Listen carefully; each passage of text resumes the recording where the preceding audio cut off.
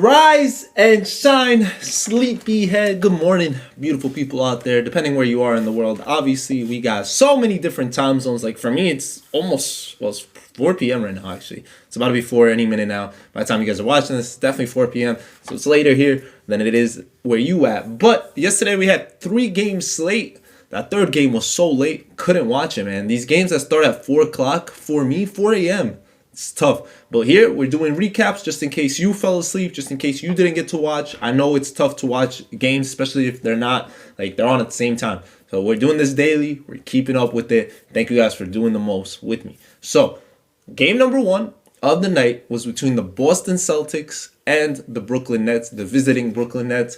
And Brooklyn started off hot. They were up 9-0. They needed an early timeout, the Celtics. It looked like it was going to be a bloodbath. They were up big in the first half. They looked good. And this is all, honestly, if you look just at box scores, you see KD had a 20 point game, 27 I think he ended up scoring or something. But my man really shot 4 of 17. Terrible shooting performance. 23% or something like that. That's disgusting. That is really disgusting. He didn't really have a big impact like that. And Kyrie was 4 of 13. Definitely not a good impact as well, 30%. Really bad shooting performance. The reason they were playing so well, Bruce Brown literally was hitting threes. He was doing his thing. He was creating. He was playing both ends. Dragic was a big spark off the bench. And Seth shooting well. But the Nets really didn't get no performance from KD, who's we always talk about as probably one of the best scorers of all time, or this or that. And it was just terrible overall. They had a big lead and they collapsed in the fourth. The fourth quarter, the Celtics came running. It all started, honestly, with that dude Grant Williams. He had 3 straight threes, back to back. Definitely gave him some momentum, gave him something to work with. Because at the end of the day, Jalen's kind of been struggling so far. It's only been 2 games, but he's started off bad. He had a pretty good game yesterday, if you're just looking at the game itself. And Jason Tatum didn't have any crazy game. They just got contributions from everywhere. Pritchard, Williams, I said. It was just a good overall effort. Good team effort. Way not to back down. Way to keep fighting. And they snuck through. Made that comeback. And took the commanding 2-0 lead heading into Brooklyn. I don't think this series is over. I think Brooklyn's just been playing bad. I blame that on the coaching staff. I think the coaching staff, they lose this series, it's done. Steve Nash, see you later, man. Didn't work out. Bye-bye. The fact that you got a healthy Kyrie and a healthy KD and you're not figuring things out right now, it's definitely tough. Obviously, you could say, oh, Boston's better overall. No, man. The Nets have a really solid team. Drummond, Seth, Dragic, it's really well as well, and they're not working together, man. They're not making no late game plays. It's literally here, give the ball to KD, try to let him score. All right, give the ball to Kyrie. It's iso ball, and it's not working at all. So Boston, shout out to them. They got the 2-0 lead. Now we'll go into the second game, which was a game 3. We had 2 game 2s yesterday and a game 3. The game 3 was in Toronto, Canada, different country. We knew Matisse wasn't going to be playing. I said this was going to be big for the Raptors. They had to do what they had to do, and they started off nice. They were up 10 in the first quarter. At the end of it, they were up 10 at the end of the second, but they came back, man. Philly, they not going down without a fight. Came back, did their thing. All started with, and all ends with Joel Embiid. Obviously, Joel Embiid is the Sixers, right? As well as Maxi's been playing. As well as Harden has the caliber of being MVP and all that. Harden ended up fouling out in this one. But this was our first overtime game. This game ended up going into overtime. And you would expect Jurassic Park and Toronto in general just to have the atmosphere, Air Canada Center, to win this game. But just too much Embiid. Embiid hit a crazy shot to win the game. He literally had 0.9 seconds left on the clock. If you didn't see this shot, man, y'all check it out. There was 0.9 seconds left on the clock, shot clock, not game clock. And they were inbounding the ball. They inbounded it. He's got a clean 3 off. It was pretty beautiful. All that went up 3, and there was 0.8 seconds left for Toronto to do something, and not enough time. And it was a good game. 3-0 lead. You know what that means. We have never, ever seen a team go up 3-0 and lose a series ever.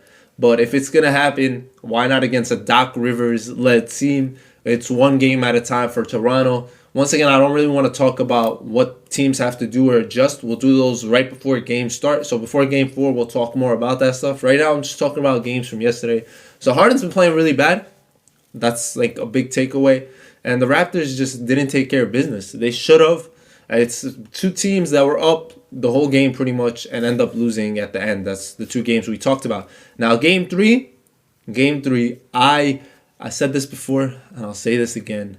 I thought Milwaukee had an easy run at this. I didn't think Chicago had it. We were talking about DeFrozen yesterday, and DeMar DeRozan was not frozen at all. He came to life. He did his thing. Chicago Nation, Bulls Nation, stand up. 41-point performance against MVP Giannis. Giannis always in the MVP conversation. I just want to read the stat line real quick. Just give me 1 second. Give me 1 second. I know I've seen it the other, it's just wild. Like I said, this was a game I went to sleep in. But Giannis, 33 points, 18 rebounds, 9 assists. Anyone else has this game, that's probably their career night, best game of their life. But this is a normal day for Giannis in the office. Like, he does this. This is normal for him. It's nothing new. They just couldn't withstand the breeze, though. Windy City, man. This was in Milwaukee. You know what that means? Chicago was able to tie it in Milwaukee. Going home 1-1, but 41 for DeRozan. Efficient night. He didn't even hit a single three. He shot 16 made field goals. I don't know why I said he shot. I was going to say he shot 31 shots and made 16 of them. None of them were threes. None of them. And he only made 9 free throws. 9 and 9 from the free throw line. Vucevic played well, 24 and 13.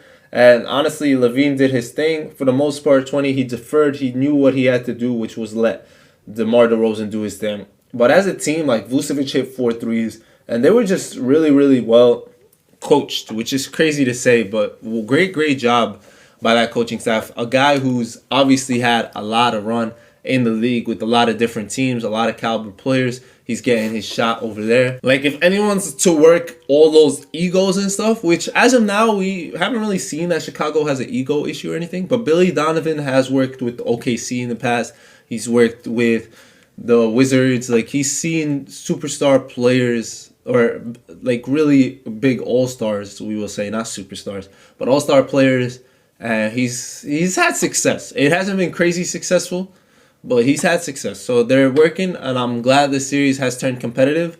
It would be surprising if Chicago somehow wins the series, but I like that Chicago Nation or Bulls Nation, whatever. They're really all aboard. They're on the train. They're ready to rock, man. I'm happy. I like series when they're tied 1-1. I like knowing stuff like that's happening. We saw that Devin Booker is going to be missing some games, so that series could get interesting. I just like interesting series in general, and we'll be talking about tonight's games a little later. Thank you guys for watching. I like this a little bit better. I'm wearing Chicago. You feel me? Chicago, stand up. I'm happy for y'all. I'm happy y'all were able to compete, especially with what great season you started with before injuries derailed y'all. I hope y'all coming, man. Y'all coming for the map.